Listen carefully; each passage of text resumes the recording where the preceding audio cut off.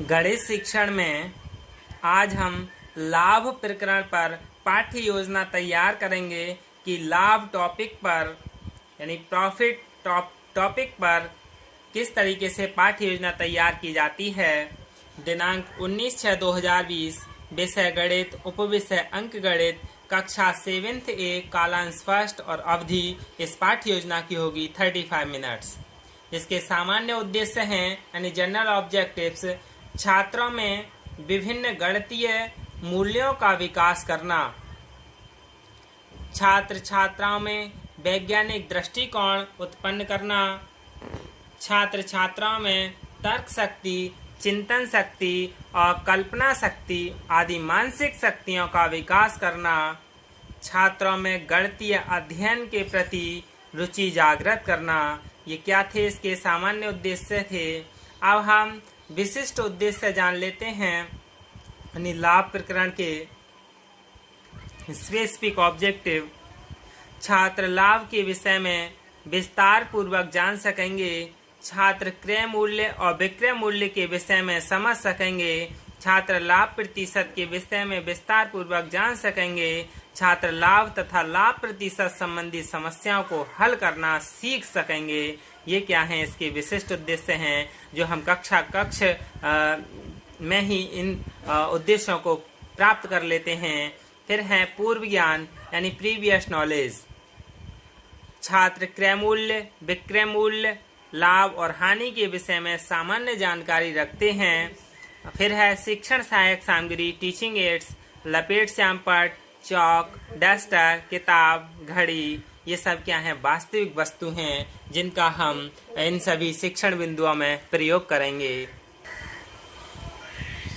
शिक्षण बिंदु, अनुदेशनात्मक उद्देश्य, छात्राध्यापक क्रियाएं, छात्र क्रियाएं, विधि प्रविधि और मूल्यांकन, ये 6 कॉलम हैं। तो सबसे पहले हम प्रस्तावना प्रश्न देखते हैं। पूर्व ज्ञान प्रत्यास्मरण पर आधारित होते हैं। ये किताब दिखाते हुए यानी छात्रों के लिए कक्षा में किताब दिखाते हुए आप मेरे हाथ में क्या देख रहे हैं? तो छात्र कहेंगे हम आपके हाथ में किताब देख रहे हैं।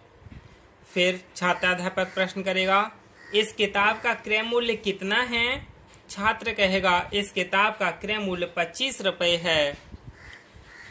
इस किताब का विक्रय मूल्य कितना है? इस किताब का विक्रय मूल्य 100 रुपये है। इस किताब को कम में खरीदकर ज्यादा में बेचना क्या कहलाता है? ये समस्यात्मक प्रश्न हैं। तो छात्र अस्पष्ट उत्तर यानी कोई स्पष्ट उत्तर नहीं होगा। फिर उद्देश्य कथन यानी नवीन ज्ञान प्रस्तुतिकरण, छात्राध्यापक कथन यानी किताब या अन्य कोई वस्तु को कम में खरीदकर ज्यादा में बेचना लाभ कहलाता है।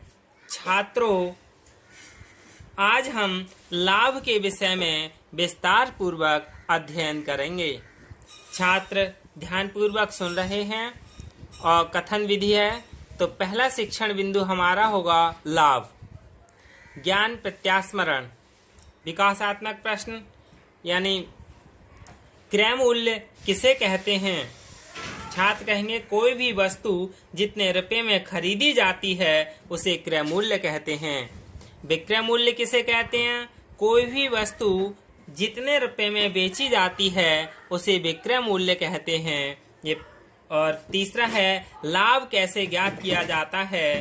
तो छात्र अस्पष्ट उत्तर देगा यानी ये क्या है? प्रश्नोत्तर विधि है। अब हम या फिर यहाँ एक और प्रश्न इस तरह से किया जा सकता था कि जब विक्रय मूल्य अधिक और क्रय मूल्य कम हो तो क्या प्राप्त होता है? छात्र नहीं बता पाएंगे। तो फिर यहाँ स्पष्टीकरण दिया जाएगा कि विक्रय मूल्य क्रय मूल्य से अधिक हो तो हमें क्या प्राप्त होता है? लाभ प्राप्त होता है।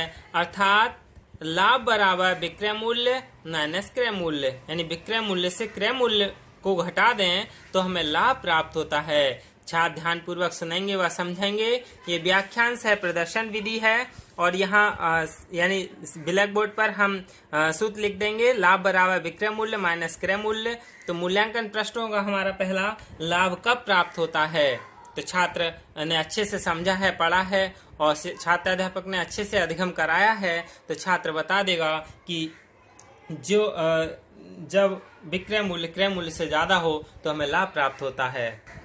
दूसरा है प्रतिशत लाभ, यानी 12/100 को परसेंट में किस प्रकार लिखेंगे। 12% घड़ी दिखाते हुए, यानी घड़ी दिखाते हुए छात्र से प्रश्न करेंगे, यह घड़ी मैंने 100 रुपये में खरीदी और 2000 रुपये में बेच दी तो मुझे कितने रुपए का लाभ हुआ। छात्र कहेगा इस घड़ी को 1000 रुपये में खरीद कर 2000 रुपये में बेचने पर 1000 रुपये का लाभ हुआ। प्रतिशत लाभ ज्ञात करने का सूत्र बताइए। तो अस्पष्ट उत्तर, फिर यहाँ स्पष्टीकरण देगा छात्राध्यापक। प्रतिशत लाभ ज्ञात करने के लिए सर्वप्रथम विक्रय मूल्य से क्रय मूल्य घटाकर लाभ ज्ञात कर लेते हैं, फिर लाभ को 100 रुपये से गुणा करके क्रय मूल्य से भाग देने पर प्रतिशत लाभ प्राप्त होता है। अर्थात प्रतिशत लाभ बराबर लाभ गुणा 100 बटे क्रय मूल्य। यानी फिर ब्लैक बोर्ड पर हम इस सूत्र को लिख देंगे, प्रतिशत लाभ बराबर लाभ गुणा 100 बटे क्रय मूल्य। यानी व्याख्यान से प्रदर्शन विधि है, छात्र ध्यानपूर्वक सुनेंगे व समझेंगे और फिर मूल्यांकन प्रश्न कर लेंगे कि लाभ प्रतिशत का सूत्र क्या है। फिर तीसरा शिक्षण बिंदु है आदर्श प्रश्न, यानी तीसरा शिक्षण बिंदु है आदर्श प्रश्न। आदर्श प्रश्न के लिए रोलर बोर्ड पर लिख के ले जाया जाता है और ये रोलर बोर्ड पर लिख के ले जाते हैं। फिर इस प्रश्न को एक बार बच्चे से पढ़वा लेते हैं या खुद पढ़ देते हैं, फिर इसी में से यानी विश्लेषण करते हैं, यानी एक एक करके पूछते हैं कि कितने रुपए रमेश ने साइकिल कितने रुपए की खरीदी, तो बता देगा 2500 रुपए की खरीदी। फिर साइकिल कितने प्रतिशत लाभ पर बेची, तो पढ़कर बता देगा 25% लाभ पर बेची। साइकिल का विक्रय मूल्य ज्ञात, यानी क्या ज्ञात करना है, फिर वो कहेगा विक्रय मूल्य ज्ञात करना है। विक्रय मूल्य कैसे ज्ञात करते हैं, फिर अस्पष्ट उत्तर होगा। ये कौन सी है, संश्लेषण विश्लेषण विधि है।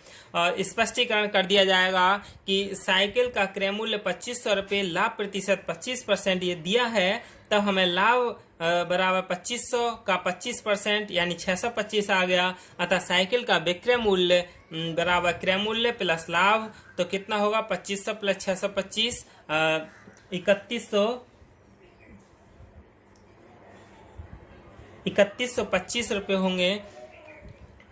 तो यहाँ फिर हम मूल्यांकन प्रश्न कर लेंगे कि राहुल ने एक साइकिल 300 रुपये में खरीदी और 25% लाभ पर बेच दी, तो साइकिल का विक्रय मूल्य ज्ञात कीजिए। ये क्या है, हमारे तीनों शिक्षण बिंदु हो गए। अब फिर संक्षिप्तीकरण यानी नवीन ज्ञान संश्लेषण। छात्रों, आज हमने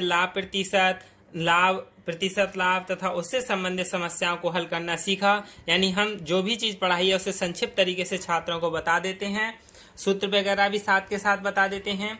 श्यामपट्ट कार्य यानी नवीन ज्ञान स्थायीकरण, छात्राध्यापक द्वारा तीनों शिक्षण बिंदु श्यामपट्ट पर अंकित किए जाएंगे। छात्र श्यामपट्ट कार्य अपनी उत्तर पुस्तिका में नोट करेंगे।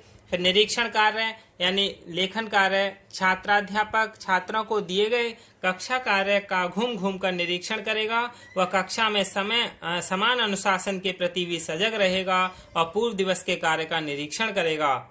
गृह कार्य यानी अभ्यास, राहुल ने एक घड़ी 500 रुपये में खरीदी और 20% लाभ पर बेच दी। घड़ी का विक्रय मूल्य ज्ञात कीजिए। छात्र क्या करेंगे, इन गृह कार्य को अपनी उत्तर पुस्तिका में नोट करेंगे तथा घर से करके लाएंगे। और इसके बाद फिर क्या श्यामपट्ट कार्य है जो कि छात्र अपनी उत्तर पुस्तिका में नोट करेंगे। यही क्या है लाभ पर पाठ्य योजना है। धन्यवाद।